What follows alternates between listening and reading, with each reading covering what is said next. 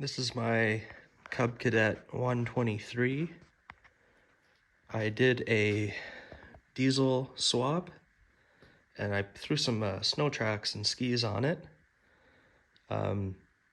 It's a 123. It dates back to 1967. I checked the serial number to confirm that. It's got a 125 grill, but that was swapped out by the previous owner. In reality, it is a 123. One of the previous owners also painted it green for some reason, but I don't mind. It looks okay. So I originally bought it with no engine and no seat on it, and I figured I would do something unique with it. So I found a Lombardini LD, how did it go? 15 LD 350. One cylinder, air-cooled diesel engine. And checked the measurements before buying it, and it would just barely fit. There's just enough room to make it fit. So I went ahead and got that, got it installed. There were some challenges with the fitment and the powertrain and all that. But I got it all sorted out. Once I have the hood open, I'll show you that. The snow tracks are a kit that I got for, originally it was made for the Tao Motors 150cc kids ATV. It's a snow track and ski kit that you can buy for those things. I checked the measurements on that and it was going to be an okay fit, maybe a little smaller than I would have liked. But the full-size tracks for ATVs are just crazy expensive and I wasn't ready to spend that, so I found this kit that works pretty good. For the skis, I had to make my own mounting, so I made a block down here that would made up well with the original bolts there, where the original brackets mounted. And that runs up to here where I have this hub with three bolts or 3 lugs. And those came from this set of wheels that I had. So I figured I would match up my bracket with that hub, and the hub can just stay on there. And in the summer, I can throw these wheels on pretty quickly and easily. And next, I'll show you how the tracks are mounted. That also took a bit of creativity. Here's what I did for mounting the tracks.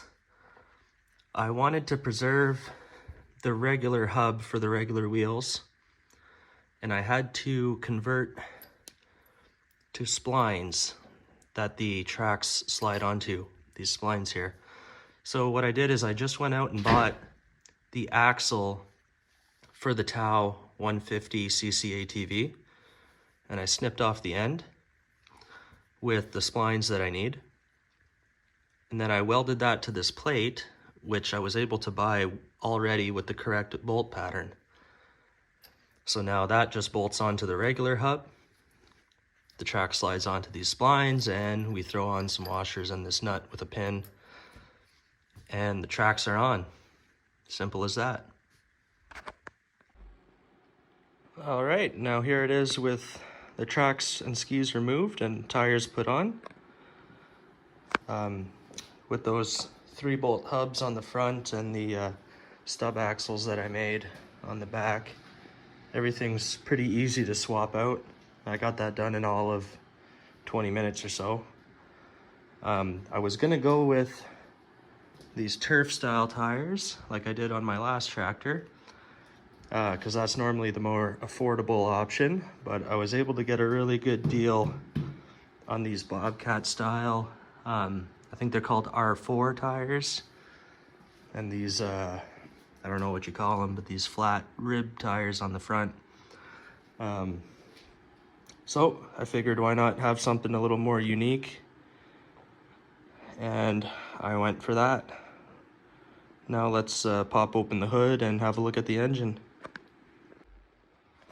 Now here's the Lombardini 15 LD 350 diesel engine. I was checking the measurements before buying it, and I wanted to make sure it would fit, and it just barely fits with literally a 1/4 inch of open space at the top here, and maybe 1/2 inch on each side. I wanted to keep the tractor as original as possible, so I didn't want to cut up the frame or the hood. I was going to make everything fit inside the confines of the original tractor, and it took some modifications on the engine to do that.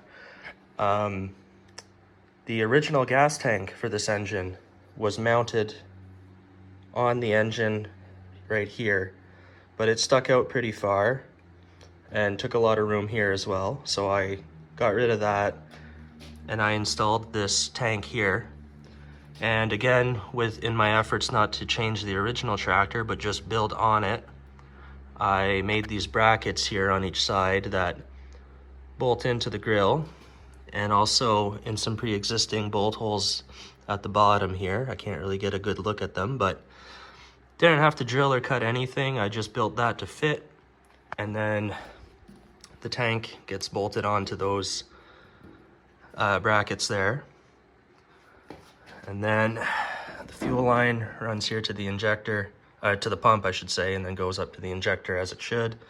There were some return lines on the original engine that I had to replicate, and those go back into the tank. The original engine that they sold with this tractor was narrower than this, and it would actually fit between the frame rails, and it would go all the way down to the bottom. That wasn't going to be an option with this engine, so I built, try and get a good look at it here, but I built a little subframe of sorts that fits inside the frame rails. I used these 2 pre-existing holes here to bolt that on securely to the frame, and then the engine bolts onto that subframe. Now, for the drivetrain, because this is a hydrostatic, it has a shaft that comes out to here, and the original engine would sit low enough where it lined up perfectly with it. I didn't have that option, so I built a little PTO shaft here that fits onto the flywheel, and then I run a chain down to here. And to make sure that the drive shaft is nice and secure, I had to add this flange bearing right here. And that's been working okay for me so far. Took a little bit of testing there. It was rattling at first, and it wasn't running, the chain wasn't running nice and straight, so after some adjustments, I got that figured out. For attaching this PTO shaft to the flywheel, that was probably the most challenging part of this whole project.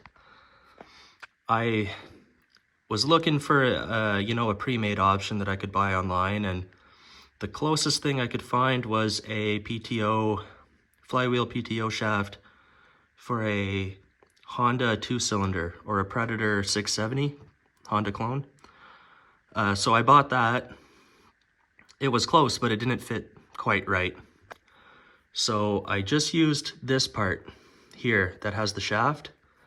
I kept that, and I had to build my own adapter to go between the flywheel and the Predator part. And it was quite a challenge because I don't have a lathe, I don't have any kind of milling machine, I just have a conventional drill press. So I had to cut out this, I think it's about 4 inches wide, this 4-inch circle out of a 1/2 inch thick plate of steel, using a hole saw on a conventional drill press. Ruined a couple of those hole saws in the process, but finally got it done. With lots of careful measurement, I got all my holes positioned properly for the original part from the kit that I bought, as well as the holes that made up with the flywheel. So got that all figured out. The last 2 things for fitment was the intake and the exhaust. And for the intake, the original intake was quite a bit thicker, and it was going to interfere with the hood. So I made my own kind of air box here that mates up with the intake, and I added my own air, just Amazon air filter here. So it comes in through here and into the engine. And now on the exhaust side, that was another thing that wasn't gonna work. The original exhaust came out to about here, and that was also gonna interfere with the hood, so I built my own out of some 3-inch square tube. It took a lot of fabrication, a couple days of welding and cutting and all that, but I got it to fit very nicely. And the best way to get the exhaust out from under the hood, I found, was to come back to this open space here and then down and out beneath the hood. And it fits with 1/2 inch, 1/4 inch of clearance. I made sure I had some good spacing here for evacuating heat, and it's been working pretty well for me so far. Now we get to the controls. I have my throttle here in the original place where it was, and that runs over to this plate here, and this is the throttle. And then, because it's a diesel and there's no ignition system, the way you stop the engine is with this lever here, and that's a fuel shutoff. That should make the engine stop. And I've got that routed back here to this choke cable. So you just pull that to stop the engine and push it back in once it's dead. Got some lights set up. Did all my own wiring from start to finish. The rectifier connected to the charging system behind the flywheel. Not much else to it really, just the throttle, the fuel shutoff, and the lights, and a key switch. Pretty basic stuff. And that's pretty much everything I had to do. I swapped out the hydraulic fluid in the hydrostatic transmission and put a new filter on, because God knows how old that was. Swapped out the engine oil too, because I don't know how old that was either. And it's running pretty good. We got our last snow of the year yesterday, so I got some clips of it running in the snow with the snow tracks and the skis. I'll show you that. And now that last snow of the year is melting, so I'm gonna take it out for a spin on the summer tires.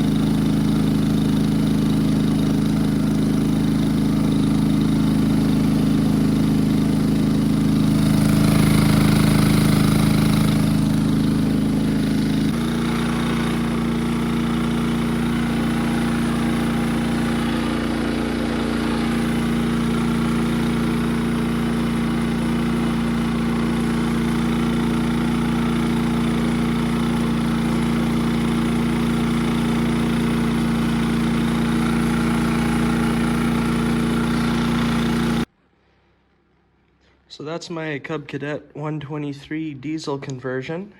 It's up and running. I got it going. Still got a little bit of fine tuning to do on it.